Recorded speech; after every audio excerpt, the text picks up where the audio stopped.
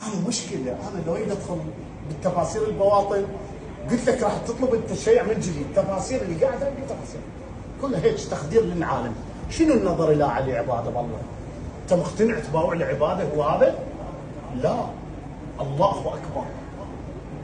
تفسيرها العرفاني يقولون بمجرد واحد يباوع العلي يذكر الله تلقائيا يقول لا اله الا الله. بس منو الاولياء؟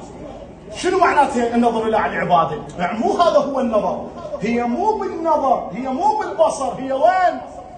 بالبصيره لا بالبصر. يلا علقوا قميص الحسين عندنا في الروايات، الزهراء تعلق قميص الحسين بين السماء والارض اول محرم. يا شباب من عندكم قميص الحسين؟ يعني احنا شو نباوع بمن؟ وهم يحجون وين؟ بالبصيره. هي الفرق بين البصيره والبصر شبرين، ظاهرا شبرين، باطنا ايش قد يراد لك تشتغل على مود الشوب بالقلب؟ هاي شبرين، ها شبرين، هاي ظاهرا. باطنا شنو يراد لك؟ يراد لك تصير مثل سلمان، يراد لك تصير مثل ابو ذر، يراد لك تصير مثل اويس القرني اللي كان يصعد فوق السطح يسمع صوت علي بن ابي طالب هو باليمن وعلي يعطي الخطبه بالكوفه. يقول له ما وين رايح؟ يقول له يصعد فوق السطح. قالت له ايش عندك؟ قال على راح يعطي خطبه. قالت له والسبعه؟ قال لي اسمع صوتي.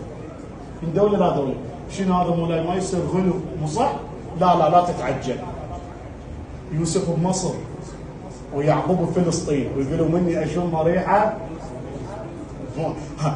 ماكو قوانين بين اولياء الله، ماكو قوانين عندنا. ان عمي العباس نافذ البصيره. شنو هذه البصيره؟ البصيره الظاهريه والباطنيه. يقول كان يرى ما خلف الجدار سلام الله عليه.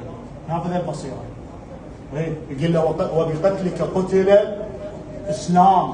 الله اكبر. ما شو عم نتناولها. شنو بالقتل العباس؟ تعرف شنو هذا المصطلح؟ ما عبروا لأنه بمصطلح في قتل الاسلام الا بشخصين، للعباس وللحسين بس.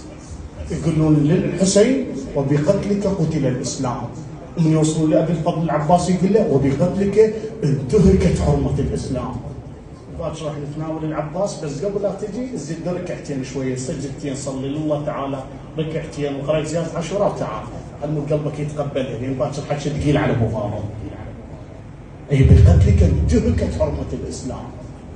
والعباس يا العباس في عالم النور، العباس في الظاهر، هذا العباس اللي متجه على بيت الله وقال لهم انا هيبه الجبار اللي ما حد حاكي لا نبي ولا وصي ولا خليفه، لا النبي محمد لا علي لا الامام الكاظم لا الامام رضا لا الامام المهدي، الوحيد منذ الخلق الى نهايه الخلق قال انا هيبه الجبار.